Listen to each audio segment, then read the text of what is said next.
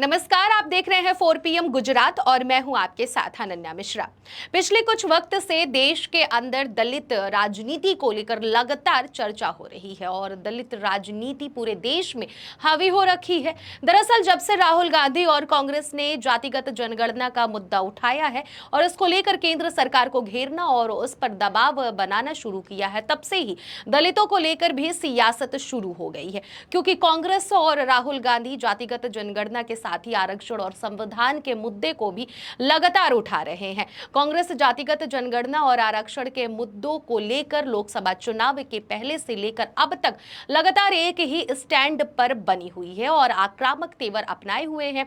इस आक्रामक तेवरों का ही नतीजा है कि कांग्रेस की इस रणनीति को देखकर अक्सर दलितों की रणनीति करने वाले बसपा और चंद्रशेखर आजाद की आजाद समाज पार्टी यानी कि काशीराम जैसे दल परेशान हो गए हैं और वो बीजेपी की बजाय कांग्रेस को ही अपने निशाने पर लेने लगे हैं।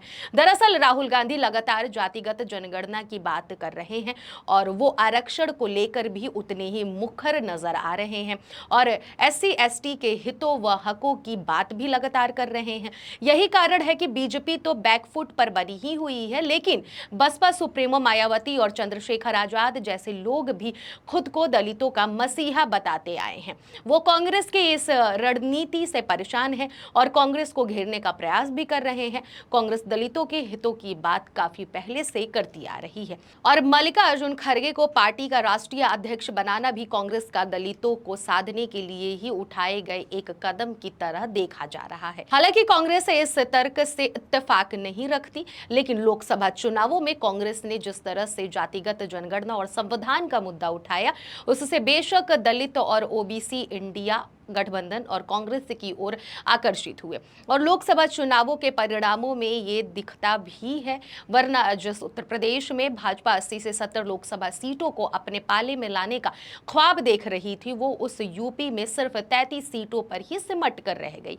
इसके अलावा अन्य राज्यों में भी इंडिया गठबंधन को संविधान, आरक्षण और जातिगत जनगणना के मुद्दों का लाभ मिला। अब कांग्रेस व इंडिया गठबंधन की ओर से दलितों के डाइवर्ट होने से भाजपा तो परेशान हो ही रही है, लेकिन बसपा और चंद्रशेखर आजाद जैसे स्वघोषित दलितों के मसीहा भी बौखलाने लगे हैं। तभी वो सरकार में बैठी भाजपा को छोड़कर विपक्ष में मौजूद कांग्रेस और नेता प्रतिपक्ष राहुल गांधी पर लगातार हमलावर बने हुए हैं। लोकसभा चुनावों के बाद से बसपा सुप्रीमो मायावती हर दिन सुबह 2-4 ट्वीट कांग्रेस और राहुल गांधी पर निशाना साधते हुए कर देती हैं, लेकिन बसपा के इस ट्वीट से जनता पर कितना प्रभाव पड़ेगा ये तो आने वाला वक्त ही बताएगा। हाँ, इतना तो तय है कि मायावती के इन सोशल मीडियाई हमलों से कांग्रेस पर कोई असर नहीं दिख रहा है, क्योंकि कांग्रेस जिस रणनीति पर काम कर रही थी वो उसी रणनीति पर आगे बढ़ रही है और वैसे ही दलितों के हित और हक की बात कर रही है। सिर्फ राहुल गांधी ही नहीं बल्कि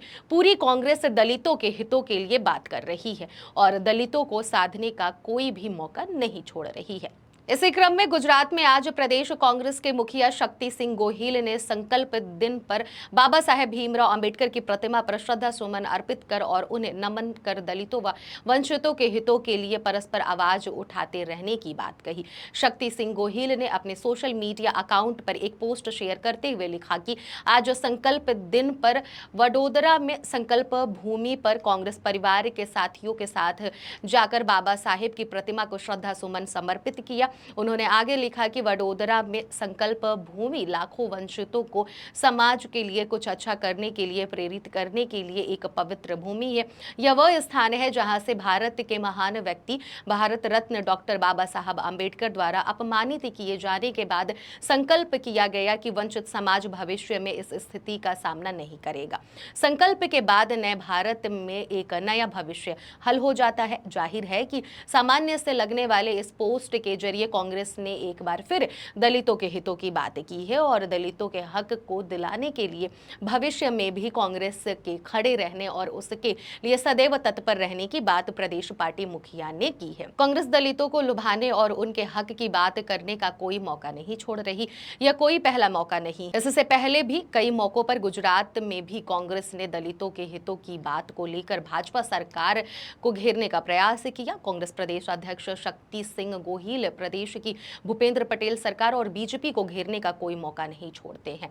अब दलितों कांग्रेस नेता की पोस्ट भी चर्चा में बनी हुई है, क्योंकि इस पोस्ट के जरिए जो संदेश विरोधियों में जाना था वो पहुंच चुका है। यही कारण है कि भाजपा व बसपा को कांग्रेस की इस रणनीति से अब बेचैनी होने लगी है और वो कांग्रेस को किसी भी तरह से घेरने का काम कर रही है। मायावती तो आए दिन सिर्फ सोशल मीडिया से ही जनता को सजग करने का प्रयास कर रही है। मायावती आए दिन सोशल मीडिया पर पोस्ट के जरिए दलितों से ये कह रही हैं कि वो कांग्रेस के बहकावे में ना आए और वो कांग्रेस जैसे अन्य दलों पर सिर्फ अपने बुरे वक्त में वोटों के लालच में दलितों को हितैषी बनने के आरोप लगा रही हैं। लोगों से इनकी बातों व बहकावे में ना आने की अपील कर रही हैं। अब सिर्फ सोशल मीडिया से और ड्राइंग रूम में बैठकर एक ट्वीट करने से मायावती जनता के बीच अपनी पकड़ फिर से बना पाएंगी या वो फिर से दलितों की चहेती बन पाएंगी, ये तो आने वाला वक्त ही बताएगा। लेकिन जिस तरह से कांग्रेस दलितों के हितों के मुद्दों को उठा रही है और कांग्रेस ऐसा सिर्फ उत्तर प्रदेश या किसी एक स्थान पर नहीं कर रही है, बल्कि हर जगह वो दलितों के हितों व उनके हक की बात कर रही है और उनके साथ खड़ी दिखाई पड़ रही है। गुजरात कांग्रेस प्रमुख शक्ति सिंह गोहिल का हालिया पोस्ट भी गुजरात की सियासी गलियों में छाया हुआ है। ये पोस्ट कांग्रेस के दलितों के प्रति प्यार को एक बार फिर जाहिर कर रहा है और कांग्रेस नेता का ये बयान ये दर्शाता है कि इस बार गुजरात में भी कांग्रेस दलितों को अपने पाले में लाने की पूरी कोशिश करेगी, ताकि वो चुनावों में सियासी समीकरण को बदल सके और चुनावी हवा को अपनी ओर मोड़ सके। फिलहाल तो गुजरात विधानसभा चुनावों में अभी वक्त है, लेकिन कांग्रेस लगातार दलितों के हितों की बात कर रही है और उनके साथ खड़ी नजर आ रही है। देखना है कि गुजरात में पार्टी को इसका कितना लाभ मिलता है। ऐसे ही तमाम राजनीतिक खबरों को देखने और जानने के लिए देखते रहिए 4 PM गुजरात। धन्यवाद।